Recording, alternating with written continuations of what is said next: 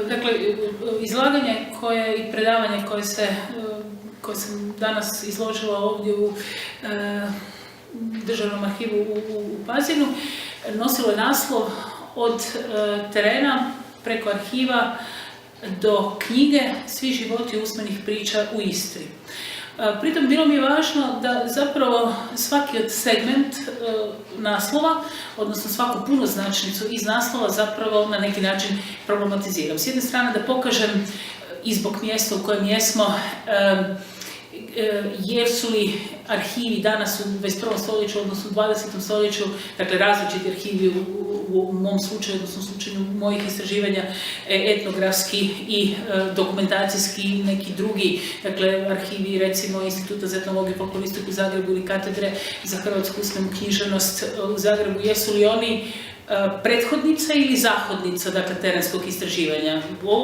U ovom trenutku kad čovjek odlazi na teren, naravno da uključuje, dakle, i neko znanje prijašnjih istraživanja, neko znanje, neke tekstove, neke zapise objavljene u knjigama i neke zapise sačuvane, dostupne, dakle, u arhivima. Sve više, naravno, i u digitalnim arhivima. S druge strane, bilo mi je zanimljivo postaviti ovo pitanje što zapravo uopće znači teren, dakle, u suvremenom društvu, dakle, što danas znači teren, je li teren samo tradicionalno poimanje terena, odlaženje, ne znam, s okom ili s diktafonom eventualno, ili danas može s mobitelom, dakle, u neku mjestu, u neku zajednicu.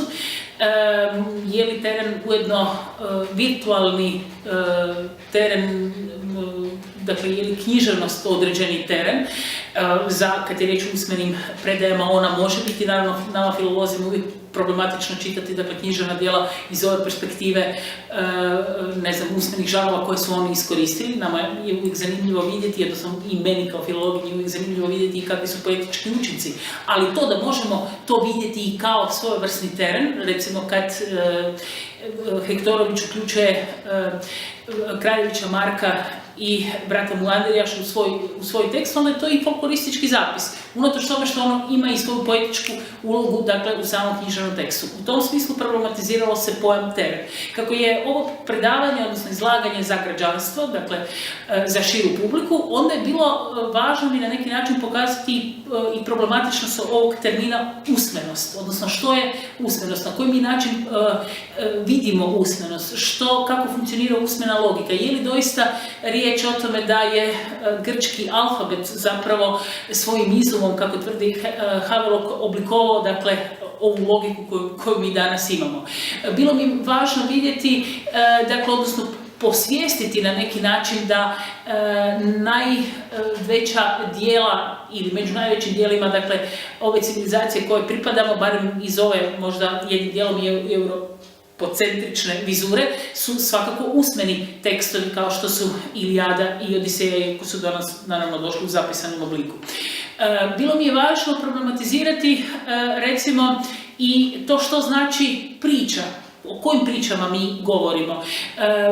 Je li taj pojam onakav kakvi smo ga tradicionalno shvaćali? Dakle, je li riječ samo o, ne znam, bajkama, predajama, basnama? Može li se govoriti o osobnim pričama, o pričama iz života? Na koji način funkcionira, dakle, logika usmenog izlaganja? U onom smislu u kojem je to važno, recimo, ako se bude prepoznavalo, dakle, recimo, kad se povjesničari i filolozi i folkloristi međusobno dobro čitaju, imaju koristi i jedni i drugi. Jedni zato što u nizu usmenih njihovih iskaza koji oni terenski istražuju može se prepoznati, dakle, neke žanrovske elemente koji su nama važni. S druge strane, ako oni budu prepoznavali, dakle, neke karakteristike žanra, moći će raspoznati što od toga, dakle, što od usmenog iskaza koji su dobili pripada obrascima pripovjedanja, a što, recimo, nekom podatku koji je možda njima važan. Dakle, i na taj način je bilo važno govoriti o tome i onda još svakako bilo važno problematizirati, dakle, i to što znači do knjige. Dakle, je li danas knjiga, dakle, ovaj knjižarski pojam 49 stranica od korice do korice. Je